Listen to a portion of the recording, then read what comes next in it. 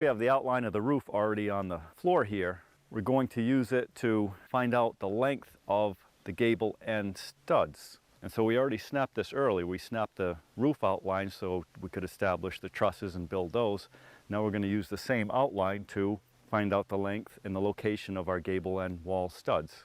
Now we know what we're going to have for the length of the studs and adding for the gable end, which you will see in a minute.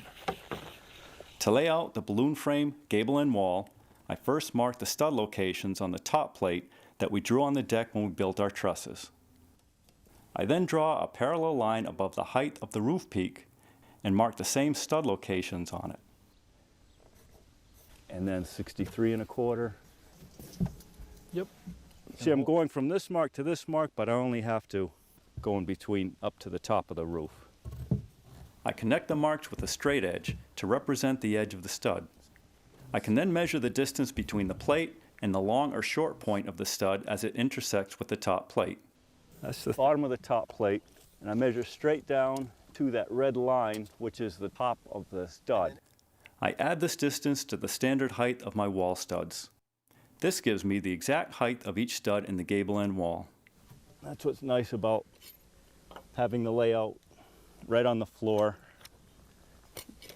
Really very little measuring.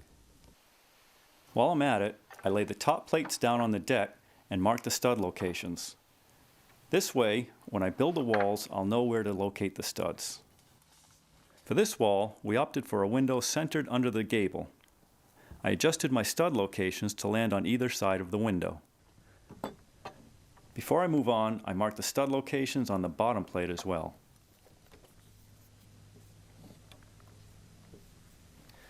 Okay, let's just put all of these in place. The floor deck is a handy surface to build on, so we take full advantage of that. Each stud is secured to the bottom and top plates with 2 nails at each location.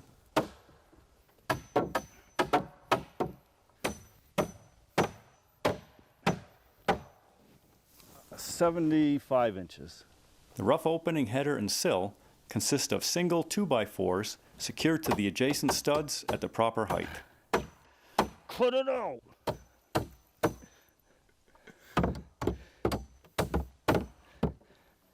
I use the floor to square the wall. All right, you all set? I'm in the right place. All right. First, I tack the bottom plate in place. 1/34 1/8. Then, cross measure and make adjustments until I am sure that the wall is square. Yeah, I can see it has to come to me too. Yeah. Yep. According to my eye. A little more. Go back. A little more.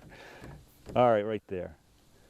Then tack the top in place with a couple of 6-penny nails. Right down near the bottom.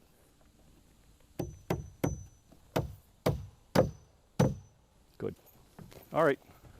When installing the wall sheathing, I let it overhang the bottom of the wall framing by 7 3/4 inches. This allows the sheathing to extend below the floor framing. Well, That's what I'm looking at when I say perfect. The bottom is. I secure the sheathing with 8D nails. I mark out the window opening and use a circular saw to cut away the sheathing.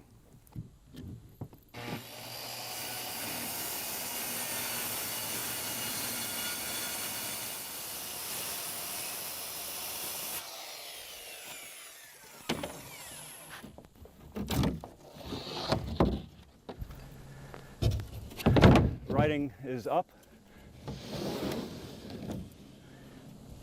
no more trick questions, please.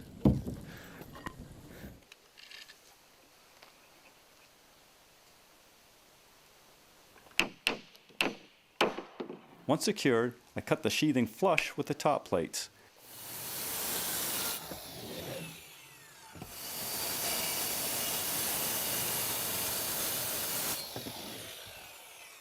Look at that. Almost like we knew what we were doing.